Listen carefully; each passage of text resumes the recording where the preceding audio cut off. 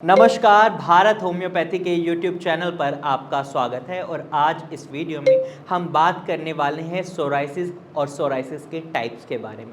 अगर आप एक सोराइसिस पेशेंट हैं तो आपको सोराइसिस के टाइप्स पता होना बहुत ज़्यादा ज़रूरी हो जाता है, क्योंकि जब तक आप अपनी बीमारी को खुद डायग्नोस नहीं कर पाएंगे तब तक आप उससे जल्दी रिकवर नहीं हो सकते। तो इसलिए आपको अपनी बीमारी के बारे में अच्छे से पता होना बहुत ज़रूरी हो जाता है। तो सबसे पहले हम समझ लेते हैं सोराइसिस क्या होता है। सोराइसिस एक ऑटोइम्यून डिसऑर्डर है जिसमें आपका इम्यूनिटी सिस्टम हाइपर एक्टिव होकर आपके स्किन सेल्स को डैमेज पहुंचाता है, जिसका रिजल्ट ये होता है आपका स्किन सेल टर्नओवर टाइम कम हो जाता है। एक हेल्दी इंसान में स्किन सेल टर्नओवर टाइम 28 से 45 दिन होता है, लेकिन जब आप सोराइसिस के पेशेंट बन जाते हैं तो ये स्किन सेल टर्नओवर टाइम घटकर 10 से 15 दिन भी हो सकता है, 15 से 20 दिन भी हो सकता है। जिसका रिजल्ट क्या होता है, जो भी डेड स्किन सेल्स होते हैं वो आपकी स्किन के ऊपर आकर स्टोर होने लग जाते हैं, उनमें हल्की सी इन्फ्लेमेशन आपको दिखती है और उसमें आपको खुजली महसूस होती है। यही सोराइसिस होता है। अब इसके टाइप्स की बात कर लेते हैं। तो मैं इस वीडियो में 9 टाइप्स ऑफ सोराइसिस आपको बताने वाला हूं, कवर करने वाला हूं। तो सबसे पहले टाइप की बात करते हैं जिसको बोलते हैं प्लग सोराइसिस, और इसको डॉक्टर एक और नाम से जानते हैं जिसे बोलते हैं वल्गरिस सोराइसिस। ये सोराइसिस लगभग 70 से 80% लोगों में कॉमनली देखा जाता है। जो भी सोराइसिस के पेशेंट होते हैं उनमें जो सोराइसिस होता है वो प्लग सोराइसिस ही होता है। यानी इसकी पहचान कैसे करी जा सकती है? इसकी पहचान होती है कि आपके स्किन पर आपको लाल धब्बे, पिंकिश धब्बे और सिल्वरी स्किन की बॉर्डर लाइन होती है उन पर, और इनमें बहुत ज़्यादा ड्राइनेस होती है और आपको इचिंग की प्रॉब्लम होती है। ये आपके एल्बोज में, नीज में इनकी शुरुआत यहाँ से होती है और आपके शरीर में कहीं भी हो सकते हैं। अब नंबर 2 टाइप की बात करते हैं तो ये बहुत कॉमन है, स्कैल्प सोराइसिस। ये भी एक प्लैग सोराइसिस की तरह ही होता है। आपके स्कैल्प पर जब सोराइसिस होता है तो इसको स्कैल्प सोराइसिस बोलते हैं। यानी आपके सर के इस हिस्से में या आपके बालों के बीच में कई बार पेशेंट्स इसको डर्मेटाइटिस समझ लेते हैं, कई पेशेंट इसको डैंड्रफ समझ लेते हैं और नज़रअंदाज कर देते हैं। लेकिन ये भी एक ऑटोइम्यून डिसऑर्डर है, इसको आपको नज़रअंदाज नहीं करना है, डॉक्टर से जरूर कंसल्ट करना है। हो सकता है आपको स्कैल्प सोराइसिस हो तो एक बार डॉक्टर से जरूर कंसल्ट करें। नंबर 3 सोराइसिस होता है नेल सोराइसिस, यानी जो आपके नाखूनों में, आपके पैर के नाखूनों में, आपके हाथ के नाखूनों में जो भी सोराइसिस होता है उसको नेल सोराइसिस कहते हैं। ये कैसे होता है? आपके नाखून बिल्कुल आपकी स्किन से हट सकते हैं, आपके नाखून बिल्कुल ड्राई हो सकते हैं, उनमें दर्द हो सकता है, आपके नेल्स की शेप बदल सकती है और इनमें बहुत ज़्यादा इरिटेशन आपको महसूस हो सकती है। नेल सोराइसिस इसको कहते हैं। अगले सोराइसिस की टाइप की बात करें तो इसको बोलते हैं palmo planter psoriasis. Palmo planter psoriasis के नाम से ही आप आइडिया लगा सकते हैं, आपके पान पे जब भी सोराइसिस के पैचेस आपको दिखाई देते हैं, इस पैचेस में क्या होता है कि आपके हाथों में दरारें आ सकती हैं, बहुत ज़्यादा खुजली महसूस हो सकती है, कट्स आ सकते हैं और ब्लीडिंग भी हो सकती है। और साथ ही साथ आपकी सोल ऑफ द फीट, यानी आपके पैर के निचले हिस्से में, आप स्क्रीन पर देख सकते हैं, आपके पैर के इस निचले हिस्से में, जैसे कि ये आपका पैर है तो इसके जो नीचे का हिस्सा है आपके पैर का, उसमें आपको ये देखने को मिल सकते हैं। और इसमें आप देखेंगे कि आपको चलने में बहुत दिक्कतें हो सकती हैं, आपको हाथ से काम करने में दिक्कत हो सकती है अगर आपके हाथ में पाल्मो प्लांटर सोराइसिस है। इसमें भी आपको मेडिकल ट्रीटमेंट की बहुत ज़्यादा रिक्वायरमेंट होती है। इसके बाद जो सोराइसिस का टाइप आता है वो होता है गटेट सोराइसिस। गटेट सोराइसिस के अंदर जो प्रॉब्लम देखी जाती है वो कॉमनली बच्चों में या युवाओं में देखने को मिलती है। ये एजिड लोगों में कम देखा जाता है और इसके अंदर पेशेंट को एकदम से गटेट सोराइसिस नहीं होता, या तो उन्हें कोई बैक्टीरियल इन्फेक्शन की वजह से फीवर हुआ होता है या किसी इन्फेक्शन की वजह से उनकी बॉडी में ये गटेट सोराइसिस की प्रॉब्लम बनती है। अब आप इसको पहचान कैसे सकते हैं? तो टाइनी ड्रॉपलेट्स होती हैं, लाल लाल धब्बे होते हैं, छोटे छोटे धब्बे होते हैं आपके स्किन पे, आपके फेस के नीचे से पूरे शरीर में कहीं भी हो सकते हैं। ये आपके हाथों पे कम देखने को मिलते हैं, लेकिन आपके पेट पर, आपकी कमर पर, आपकी टांगों में ये छोटे छोटे लाल धब्बे देखने को मिलते हैं। और धीरे धीरे जब ये बढ़ते हैं तो ये एक मेडिकल कंडीशन बन जाते हैं, लेकिन इनको जल्दी ठीक किया जा सकता है। इसमें आपको फीवर भी महसूस हो सकता है। इसके बाद आता है आपका पस्चुलर सोराइसिस। इसके नाम से भी आप आइडिया लगा सकते हैं, यानी पस कंटेन करने वाले सोराइसिस।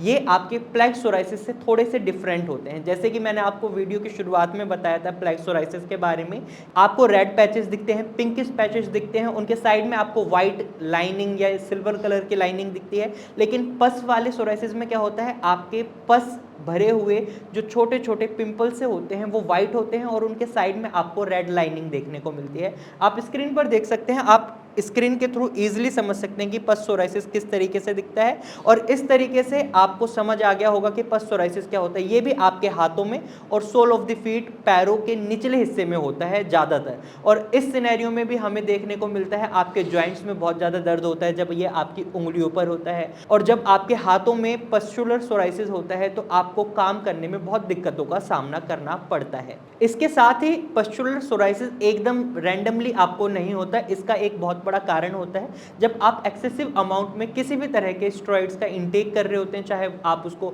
ऑरली कर रहे हैं या ट्रॉपिकली कर रहे हैं, यानी आप खा रहे हैं या फिर आप क्रीम की तरीके से किसी भी तरीके के स्टेरॉइड्स का इस्तेमाल कर रहे हैं काफ़ी लंबे समय से, और एकदम से अचानक से आप उसको बंद कर देते हैं, तो इसके रिजल्ट में आपको पस्चुलर सोराइसिस और एरिथ्रोडर्मिक सोराइसिस होने के चांसेस होते हैं। तो इसीलिए डॉक्टर्स आपको ये सलाह देते हैं कि आप स्टेरॉइड्स कभी भी खाते हैं तो एक बार डॉक्टर से सलाह जरूर लें, और बिना डॉक्टर की सलाह के उनका इंटेक करना, कंजप्शन करना बिल्कुल बंद ना करें, क्योंकि इसकी वजह से आपकी बॉडी पर एडवर्स इफेक्ट आपको देखने को मिल सकता है। और इसके बाद आता है सोराइसिस का एक ऐसा टाइप जो बहुत ही खतरनाक है, यानी एरिथ्रोडर्मिक सोराइसिस।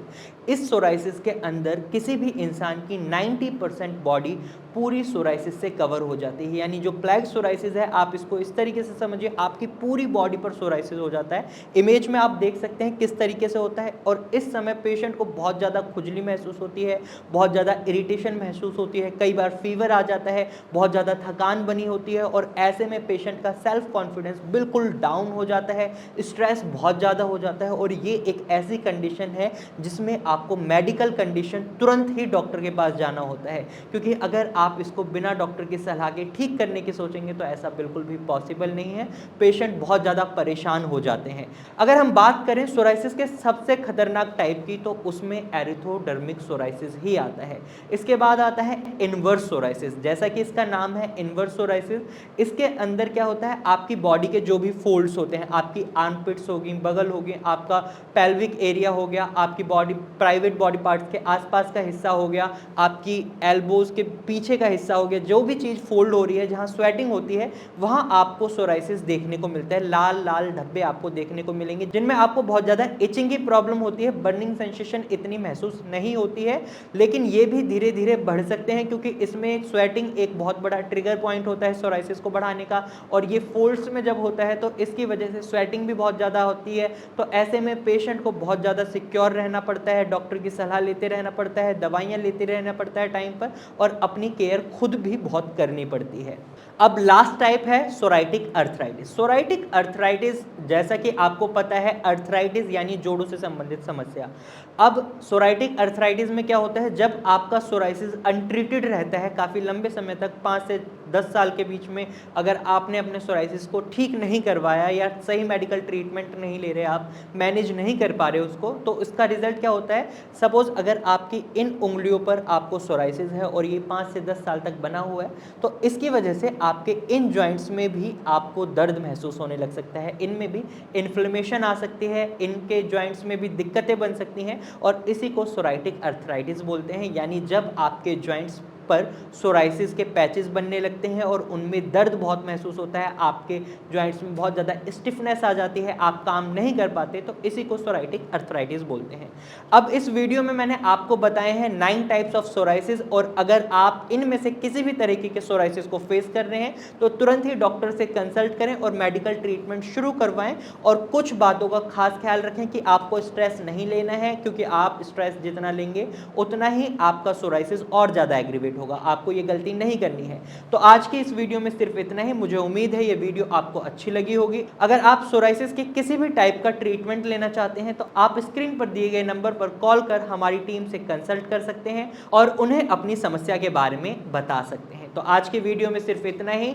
साथ ही आप कॉल करने के साथ साथ आप हमारे स्क्रीन पर दिए गए नंबर पर व्हाट्सएप भी कर सकते हैं अपने सोराइसिस की फ़ोटो, और डॉक्टर से कंसल्ट कर सकते हैं। हमारी डॉक्टर की टीम खुद ही आपको कांटेक्ट करेगी। तो आज की वीडियो में सिर्फ इतना ही, फिर मिलेंगे एक नई वीडियो के साथ, तब तक के लिए नमस्कार।